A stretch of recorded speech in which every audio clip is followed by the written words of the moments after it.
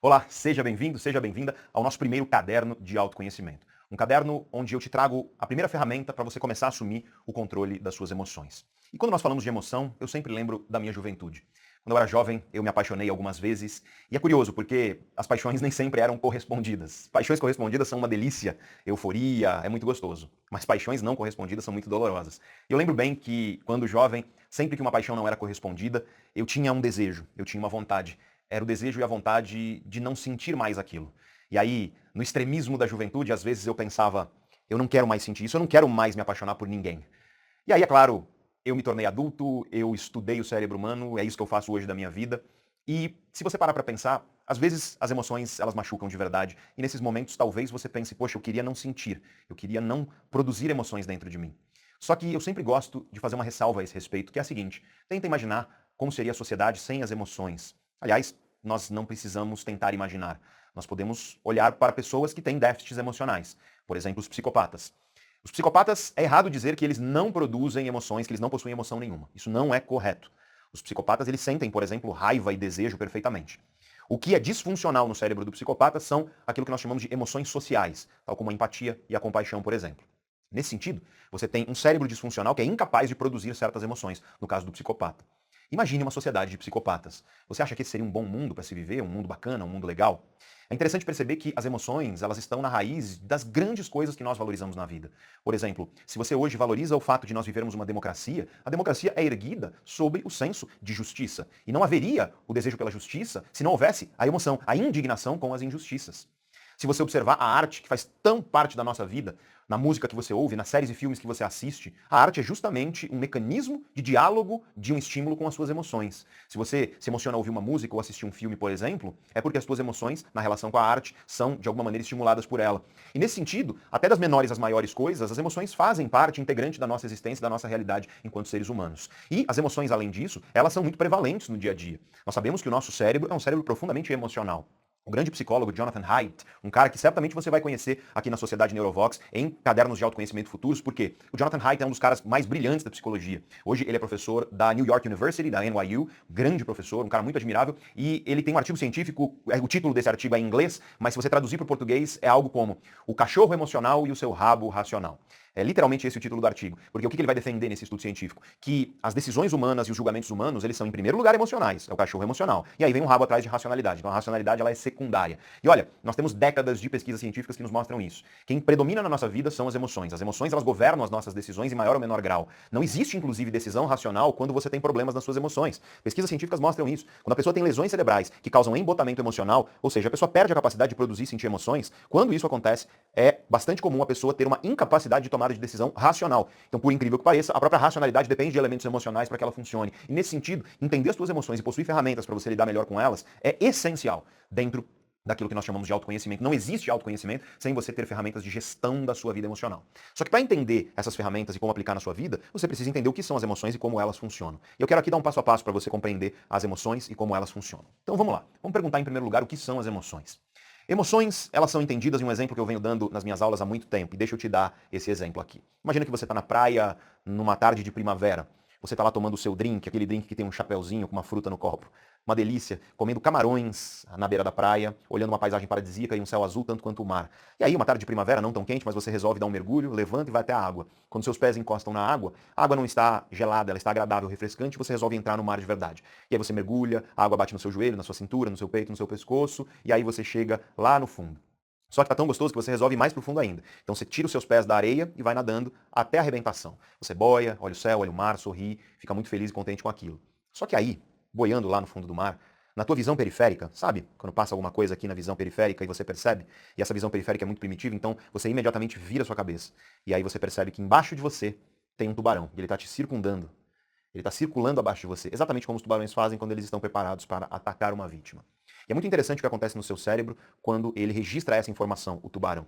O seu cérebro ele ativa uma série de programas de ação que vão recrutar o seu corpo inteiro para mudanças. E a gente usa a palavra programas de ação para deixar claro que as emoções elas estão ligadas a operações que são biológicas mesmo, do nosso cérebro em específico e com diálogo com o nosso corpo de maneira geral. Então, por exemplo, o que o teu cérebro faz é coordenar mudanças no seu corpo. Suas pupilas dilatam, sua boca seca, seu estômago para de produzir ácido. Os seus intestinos, eles param de peristaltar. Se você estiver com o intestino cheio, você solta É o famoso caguei de medo, né? Que acontece de fato. Se você tiver com a bexiga cheia, você solta também. O sangue do seu corpo ele é redirecionado, porque alguns vasos sanguíneos eles comprimem, eles ficam mais fininhos, e outros dilatam. E o sangue é redirecionado, ele sai das extremidades, mão, pé, rosto, e ele vai para grandes músculos. Os músculos das costas, os músculos das pernas, por exemplo, do quadril. E é por isso que quando você sente o medo, o seu rosto fica pálido. Afinal de contas, há um redirecionamento do sangue. O sangue sai das extremidades onde ele não é necessário e ele é direcionado para onde ele é necessário naquele momento. Por quê? Porque seus grandes músculos eles precisam de nutriente, eles precisam de oxigênio. Então é isso que o teu cérebro está coordenando o teu corpo para fazer. No teu cérebro também ocorre uma cadeia de processos que vai fazer com que as suas glândulas liberem adrenalina e cortisol, que são hormônios tipicamente associados ao estresse. E aí esses hormônios, eles cruzam a chamada barreira hematoencefálica. Tem uma barreira que protege o teu cérebro das coisas que estão lá navegando no seu sangue. Então uma espécie de barreira que filtra aquilo que está no sangue antes de chegar no cérebro. E aí esses hormônios que estão no teu sangue cruzam a barreira hematoencefálica e a adrenalina no teu cérebro é chamada de noradrenalina e ela vai ativar uma série de processos. E uma das coisas que acontecem no teu cérebro, não só por isso, mas também por isso, é aquilo que a gente chama de visão de túnel. Ou seja, quando tem um tubarão na sua frente, não existe déficit de atenção. Você está lá com hiperfoco naquela ameaça na sua frente. Além disso, você fica hipervigilante. Você não boceja nem tem sono quando tem um tubarão na sua frente. E essas são alterações que o seu cérebro realiza no seu corpo. E o teu cérebro faz tudo isso para quê? Para te preparar para agir. É para isso que serve a emoção. Quando você olha a raiz da própria palavra emoção, que é no latim, a palavra emoção tem na sua raiz a ideia de movimento, de ação. E, portanto, a emoção é isso. A emoção é um programa de ação coordenado pelo cérebro que recruta o seu corpo inteiro para mudanças. E essas mudanças têm por objetivo fazer você agir sem perder tempo. Você agir com velocidade. Porque tudo isso que eu te falei que acontece no teu corpo quando você olha o tubarão, acontece em menos de meio segundo. 0,3, 0,4 segundo é o que leva para tudo isso acontecer. Isso é muito veloz, gente. Isso é muito mais rápido do que qualquer pensamento consciente. E nesse sentido, você tem que entender algumas características da emoção. E a primeira delas é, a emoção é automática. Ou seja, a emoção não acontece porque você teve vontade de que ela acontecesse, ela simplesmente acontece. Você não escolhe a emoção, você apenas vivencia ela porque ela surge de maneira automática. Eu sei que vai ter gente por aí que diz, eu controlo as minhas emoções. E eu estou te dizendo que você não controla porque não existe essa possibilidade fisiológica. Não existe circuito cerebral que te permite fazer isso. Claro que você pode virar para mim e falar, Pedro, mas e o monge budista que reduz a frequência do coração dele só com os exercícios de meditação? Veja que ele não está controlando os batimentos cardíacos. O que ele está controlando é a respiração e o foco. E isso causa um efeito indireto, que é uma redução da frequência de batimentos cardíacos. Porque respiração e foco você controla, mas os batimentos do seu coração não. Então você não controla aquilo que você sente. E você nunca vai controlar aquilo que você sente. Então, quando a gente fala de assumir o controle da sua vida emocional, nós estamos falando de você assumir o controle daquilo que está no seu controle para você influenciar da melhor maneira possível essas emoções automáticas dentro de você. Você não escolhe sentir uma emoção, você não escolhe produzir uma emoção dentro de você, mas você pode escolher como você vai responder a isso. Como você vai agir mediante essa emoção. Determinadas coisas que você faz podem ser gasolina numa fogueira, ou seja, surge a emoção, ela é automática que você não controla, e aí você alimenta ela e ela vai ficar cada vez mais forte. E existem outras coisas que você pode fazer que vão apagar essa fogueira, como extintor em uma fogueira. Você não escolhe se a fogueira vai acender, mas você escolhe se ela vai queimar a floresta inteira ou se você vai apagar com um extintor. Então a primeira característica das emoções é que elas são automáticas. A segunda característica das emoções é que as emoções são desencadeadas por estímulos. Isso é muito importante. Emoções são reações emocionais. Então, por exemplo, no exemplo que eu dei é o tubarão. O tubarão é o estímulo que desencadeou. Você pode, por exemplo, eu estou gravando aqui esse vídeo para você e eu estou com muita fome. Então, se eu olhar o meu prato de comida predileto agora, isso vai ser um estímulo que vai desencadear desejo dentro de mim. E aí o desejo é um programa de ação emocional que vai recrutar o meu corpo inteiro para mudanças. O que vai acontecer? Eu vou salivar. Vai dar aquele aperto no estômago de fome que a gente costuma sentir, entre outras coisas. Por isso que nós falamos programas de ação, porque as emoções elas envolvem desde ações que são microscópicas, como a secreção de um neurotransmissor na sinapse dos seus neurônios, ou a secreção de um hormônio na sua corrente sanguínea, por exemplo, até ações que são mais macroscópicas, como o movimento das suas vísceras, como comportamentos de fato. No caso lá do tubarão, aquilo tudo que aconteceu foi para te preparar para você fazer uma de três coisas, que é ataca, foge ou fica congelado para o tubarão não te perceber. É para isso que aquelas alterações no teu corpo estão ocorrendo. O teu cérebro está recrutando o seu corpo para alterações, para quê? Para você agir de maneira vantajosa. E no caso da ameaça de um predador, ataca, foge ou fica congelado. É o que a gente chama na literatura científica de fight or flight, né? Atacar ou fugir. Mas tem o congelar também, que existe nesse programa que nós chamamos de medo, esse programa emocional no nosso cérebro. O desejo é outro programa emocional. Então é importante você entender que as emoções elas são desencadeadas por estímulos. Só que os estímulos eles podem ser estímulos internos ou externos. Eu dei dois exemplos agora de estímulos externos. O tubarão, ele está fora de você. Quando eu digo você, é da sua mente. Estímulo externo é um estímulo que está fora da sua mente. Então, por exemplo, o tubarão que eu falei, a sobremesa favorita ou o prato predileto, você sente o perfume da sua namorada e você tem um sentimento muito gostoso, ou você sente o cheiro do bolo que a sua avó te fazia e aquilo traz uma cadeia de memórias e emoções. Veja que foi o cheiro que desencadeou a emoção. E, portanto, o estímulo é externo, está fora da sua mente. Só que existem também estímulos internos. E o que são os estímulos internos? São os conteúdos mentais. Então, por exemplo, se eu te falar agora, lembra de uma pessoa que te machucou. Tudo bem que o estímulo vai ser eu te falar, mas imagina que você está, sei lá, andando pela rua. Né? E aí você está andando pela rua e, de repente, você lembra de alguém ou de algo. Isso vai ser o quê? Isso vai ser um estímulo interno, é uma memória. é um conteúdo mental. Você lembra de uma ex-namorada que te machucou meio que do nada, e aí isso desencadeia emoções de angústia ou de saudade ou algo do tipo. Pode acontecer. Você lembra que você esqueceu de entregar sua declaração de imposto de renda. Já aconteceu isso com você? Isso é bastante estressante, isso causa angústia. Veja que você lembrou, é uma memória, é um conteúdo mental, e esse conteúdo mental desencadeou uma emoção. Então saiba que as emoções, elas podem ser fruto de estímulos externos ou fruto de estímulos internos. Estímulos externos são aqueles que estão fora da sua mente, estímulos internos são aqueles que estão dentro da sua mente. Além disso, é muito importante você compreender que as emoções elas podem ser positivas ou negativas. Não existe emoção neutra, gente. Não existe emoção neutra, não existe estado emocional neutro. As emoções elas são emoções positivas ou negativas. O perfeito exemplo de uma emoção negativa é o medo. Por quê? Porque o medo é uma emoção que está te afastando do estímulo. Emoção negativa é a emoção que tende a gerar em você comportamentos de afastamento do estímulo que causou a emoção. Então, por exemplo, o tubarão. O que aquelas mudanças no teu corpo estão te preparando para fazer? É alguma coisa para você se afastar daquilo. Sabe? Ataca o bicho e mata ele para ele se afastar de você, ou foge dele, ou fica congelado para ele ir embora. Emoções negativas são emoções que estão associadas a comportamentos de afastamento do estímulo que causou essa emoção. E nós temos as emoções positivas. E o perfeito exemplo de emoção positiva é o desejo. Então eu tô com fome aqui, se eu avistar o meu prato predileto, eu vou ter desejo por ele. Então o que meu corpo está querendo? Que eu me aproxime desse estímulo. Então emoções negativas são emoções que te afastam dos estímulos, enquanto emoções positivas são emoções que te aproximam dos estímulos. E é muito importante você entender o que eu disse. Não existe neutralidade emocional. Não existe um estado emocional neutro. Você está sempre ou negativamente enviesado ou positivamente enviesado. Ou pode acontecer também de você estar com um conflito emocional dentro de você. Quando você está negativamente enviesado, você está com uma predominância de emoções negativas dentro de você. Isso é muito comum, por exemplo, em pessoas que são ansiosas. Mas é um exemplo. E não é o único exemplo disso. Pessoas que são depressivas também, elas tendem a ser emocionalmente enviesadas para o negativo. Você pode estar positivamente enviesado.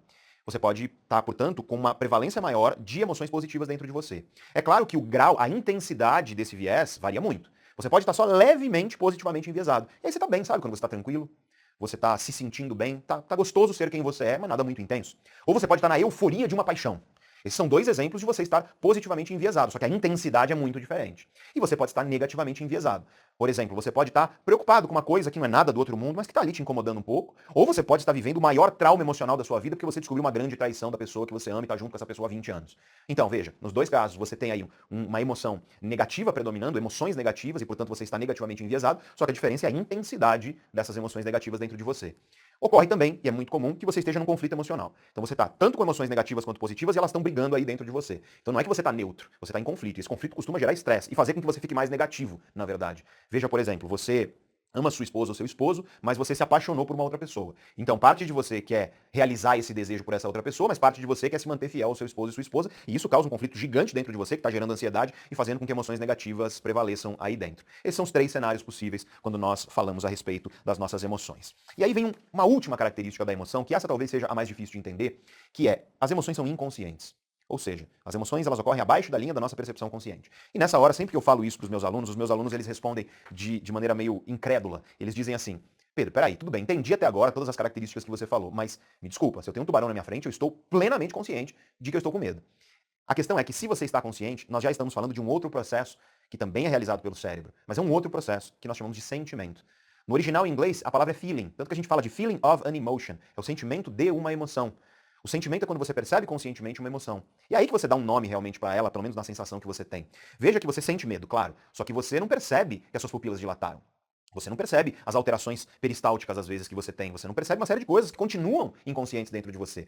O sentimento ele é uma percepção parcial do que está acontecendo emocionalmente dentro de você, só que nem sempre, e aí esse é o ponto, importantíssimo, porque daqui a pouco eu vou te falar da ferramenta, e para você entender essa ferramenta, você precisa entender que nem sempre uma emoção se torna um sentimento. É muito comum, por exemplo, o exemplo que eu sempre dou, você acorda de manhã, e aí você está lá passeando no teu celular pelo Instagram, e aí você passeando lá, meio, sabe como a gente fica, meio robô, e aí de repente aparece uma foto de um ex-namorado, ou de uma ex-namorada, de um ex-esposo, ou de uma ex-esposa sua, uma pessoa do seu passado romântico, uma pessoa que te machucou muito. E fazia tempo que você não pensava nessa pessoa, você olha aquela foto, você não esperava ver uma foto da pessoa, você continua ali arrastando, deu a hora do seu café, você desliga o celular, toma o seu café e vai trabalhar. Aí no final do dia, no seu trabalho, um colega de trabalho chega para você, na boa, assim, tranquilo, no café, você foi tomar uma água lá na copa, lá na cozinha da empresa, e aí o seu colega chega para você e fala assim, fulano, você tá bem? Você tá estranho? E fala, tô, por quê?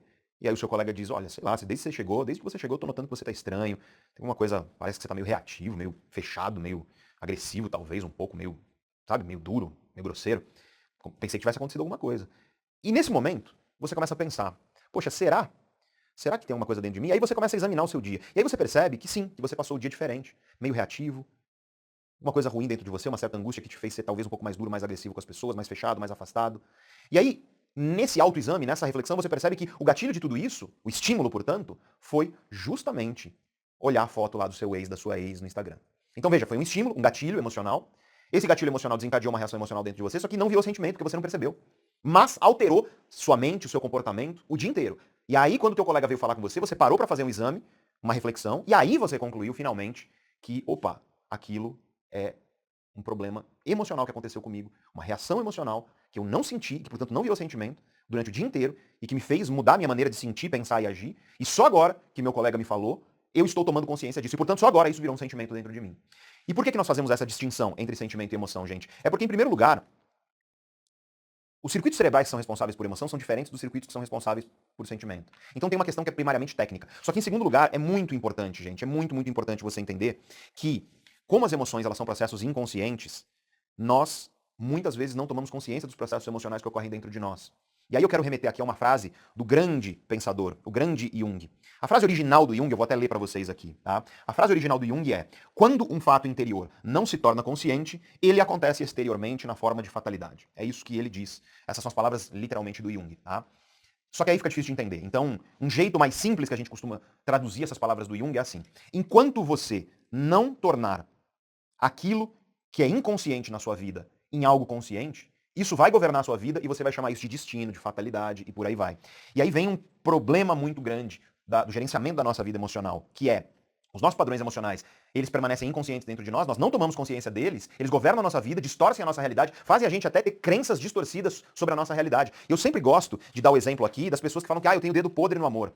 É muito comum, eu tenho dedo podre no amor. Só que quando você vai observar, essa pessoa ela tem padrões emocionais. Por exemplo, ela deseja pessoas que são incompatíveis com ela. Ela deseja um certo tipo de pessoa, que é aquele tipo de pessoa que tem uma alta probabilidade de fazer aquilo que machuca essa pessoa. Só que ela não percebe esse padrão. Ela não percebe o padrão emocional do desejo. Ela não percebe os padrões emocionais que ela repete, às vezes, dentro da relação.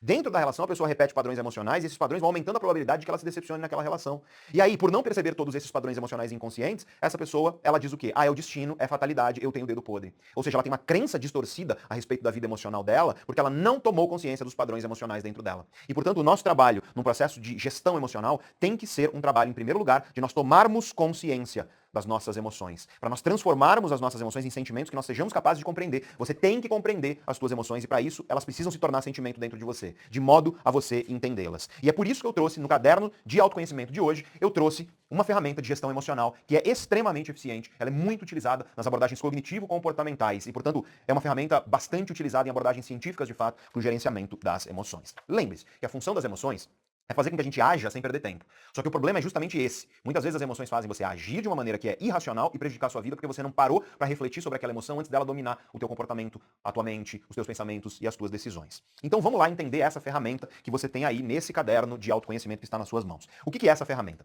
Ela é uma ferramenta de inteligência emocional que vai te auxiliar a mapear e a identificar emoções e sentimentos dentro de você. Para que serve essa ferramenta que eu estou te dando aqui?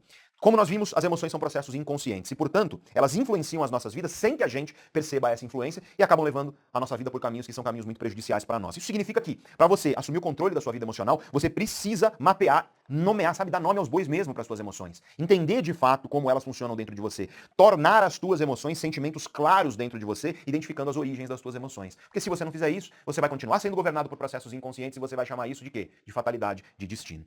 Como é que você faz para usar essa ferramenta? Você vê que ela está pronta aí nas suas mãos para você usar, basta você imprimir. Eu recomendo que você imprima algumas páginas dessa ferramenta.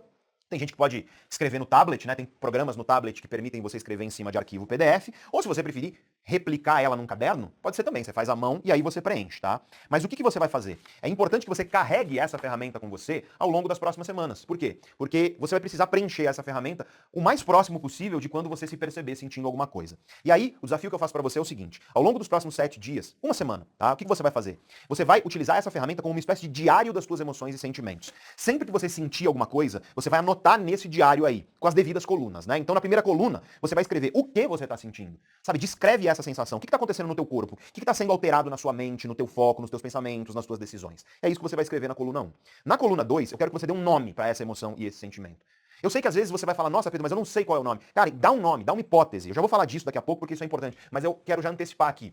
Você não precisa ser um cientista preciso nessa ferramenta. Se você não souber com precisão, coloca o que você imagina que pode ser. Uma hipótese. Não precisa ter certeza. Eu quero que você comece essas investigações. Levanta hipóteses e vai escrevendo, tá? Na coluna 3, eu quero que você defina se essa é uma emoção positiva, ou seja, se ela está querendo te aproximar de algo, ou se é negativa, se ela está te inclinando a se afastar de alguma coisa. E aí na coluna 4, eu quero que você identifique, ou pelo menos tente identificar o gatilho dessa emoção, sabe? O estímulo. Qual foi a situação que desencadeou essa emoção? Foi um gatilho externo, fora da tua mente? Ou foi um gatilho interno, dentro da tua mente, tal como um pensamento, uma memória, por exemplo? E aí, na coluna 5, você vai escrever por que você acha que esse gatilho desencadeou essa emoção dentro de você. E é muito, muito importante, você vai ler aí no caderno, você não ser perfeccionista. Por quê? Muita gente quer preencher isso com a precisão, que é a verdade absoluta. A gente não está aqui para colher verdades absolutas, a gente está aqui para mapear hipóteses do que está acontecendo dentro de você. Conforme você for usando essa ferramenta, nos primeiros 7 dias vai ser mais difícil. Mas se você continuar usando, o que você vai ter é muito precioso, porque você vai começar a identificar e a entender com muito mais precisão. Agora pode ser que você não tenha tanta precisão, que você levante hipóteses sem saber muito bem se é aquilo ou se não é. Só que conforme você for tomando consciência cada vez mais do que acontece dentro de você, você vai ser mais preciso na maneira de preencher a ferramenta e, portanto, no mapeamento e na identificação das suas emoções, tá? No caderno de autoconhecimento aí, tem um exemplo. Tá? Um exemplo prático de como você faz para preencher. E, além disso, todos os nossos cadernos de autoconhecimento, eles sempre têm referências e recomendações de leitura. Quando existem livros, artigos em português, eu coloco, gente, mas a literatura científica de qualidade, a maioria é em inglês. Então, em alguns cadernos de autoconhecimento, você vai ter artigos científicos e você vai ter livros em inglês que, infelizmente, não tem tradução para o português. Mas isso é só para quem quer realmente se aprofundar muito nisso, tá? Isso é só para, sabe, aquelas pessoas que querem estudar muito mais a fundo, querem ler muito mais a fundo. Então, eu dou essa oportunidade colocando as referências no caderno de autoconhecimento. Mas para você que só quer gerenciar melhor as suas emoções, é só você seguir a ferramenta. Mas segue a ferramenta tal como eu tô te falando. Carrega ela junto com você. Assim que você sentir uma coisa, tenta preencher. Às vezes você tá numa reunião de trabalho, você não vai conseguir preencher isso na hora. O que você faz? Espera acabar a reunião, tira lá 5 minutinhos para preencher. Quanto mais perto da emoção ali, quanto mais perto de você ter sentido alguma coisa, percebido talvez uma emoção dentro de você, quanto mais perto do evento, mais preciso vai ser aquilo que você vai escrever. E aí, uma coisa que eu não coloquei aqui no caderno, mas eu tô colocando aqui para você é: pega períodos, que pode ser de 3 em 3 meses, 6 em 6 meses ou de ano em ano, e aí você guarda tudo isso que você escreveu. E aí você vai revisar, você vai ter literalmente um diário emocional a respeito da sua vida. Por quê? Porque é aí nessa revisão periódica que você vai fazer que você vai conseguir identificar padrões muito claros. Você vai conseguir identificar, por exemplo, quais gatilhos consistentemente sempre estão produzindo determinados estados emocionais dentro de você. Você vai olhar e vai falar: poxa, aconteceu 35 vezes ao longo de 3 meses esse gatilho me gerar ansiedade. Então isso é uma coisa que gera ansiedade dentro de você, e aí, é claro, você já tem pelo menos nas suas mãos a identificação disso para você lidar melhor com isso. E é claro, aqui na Sociedade Neurovox, conforme as semanas forem passando e novos cadernos de autoconhecimento forem sendo publicados, nós teremos ferramentas para ajudar você a combater ansiedade, para ajudar você a combater timidez, para ajudar você a combater dor do coração partido, memórias que machucam. Nós teremos ferramentas para todas essas coisas. Só que não adianta nada eu te dar as ferramentas de tudo isso se você não sabe identificar quais são as situações e os gatilhos que produzem isso dentro de você. E é por isso que essa é a primeira ferramenta de autoconhecimento que eu te trago nesse nosso primeiro caderno de autoconhecimento. Espero que tenha ficado claro, espero que tudo tenha ficado bem cristalino aí na tua cabeça para você já pôr a mão na massa realmente. E aqui uma ressalva que é importante, tá? Alguns cadernos de autoconhecimento serão como esse, um pouco mais longos, um pouco mais técnicos. E outros, como o nosso segundo caderno, eles vão ser muito mais mão na massa, muito mais rápidos. Acho que o bacana aqui da Sociedade Neurovox é isso, é a gente variar. Então alguns cadernos são mais mão na massa, objetivos e olha, é isso, papum, e aí pronto. E o nosso segundo caderno de ativação, que é sobre ômega 3, ele vai ser assim. Eu vou te dizer, ó, o que é ômega 3, como é que ele funciona, da onde você tira, quanto que você tem que tomar e qual é a marca que eu confio. Simples assim, muito mão na massa. E nós teremos outros cadernos de autoconhecimento que vão ser mais como esse aqui, onde a gente vai entender um pouco mesmo os mecanismos do cérebro, da mente e do comportamento, e a partir daí, uma ferramenta prática, que é o que vai ter em todo o caderno de autoconhecimento aqui na Sociedade Neurovox. Espero que tenha sido proveitoso para você. Grande abraço, faz a ferramenta, usa a ferramenta no seu dia a dia, tá? E aí depois vem aqui e comenta e troca ideia com os outros membros da Sociedade Neurovox a respeito do que você está aprendendo, de como você preencheu, do que você identificou, do que você conseguiu perceber dentro de você e melhorar dentro de você com essa ferramenta. Estamos numa comunidade. Quanto mais a gente trocar ideia aqui dentro da Sociedade Neurovox, mais rica será a nossa experiência aqui. Então, grande abraço para você e eu te vejo na semana que vem, na nossa próxima ferramenta de autoconhecimento, no nosso próximo caderno de autoconhecimento. Grande abraço.